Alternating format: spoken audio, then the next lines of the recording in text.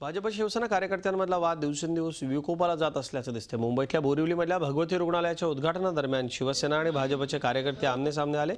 दोघा पक्षाच्या कार्यकर्त्यांनी एकमेकांविरोधात जोरदार घोषणाबाजी करत परिसर दणाणून सोडला। भाजप समोर आली तर आम्ही शिवसेनेच्या माध्यमातून धडा शिकवू असा इशारा शिवसेना आमदार प्रकाश सुर्वेंनी दिला।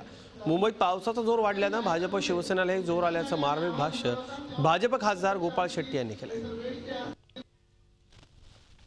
मला एक दुय्यम गोष्ट वाटते। तुमच्या माध्यमातून मी लोकांना सांगेन की आज भगवती रुग्णालयाचं आपण फर्स्ट टप्प्यामधलं काम पूर्ण केलं आहे आणि जवळ आपण 100 खाटांचं ओपीडी सुरू केलेलं आहे।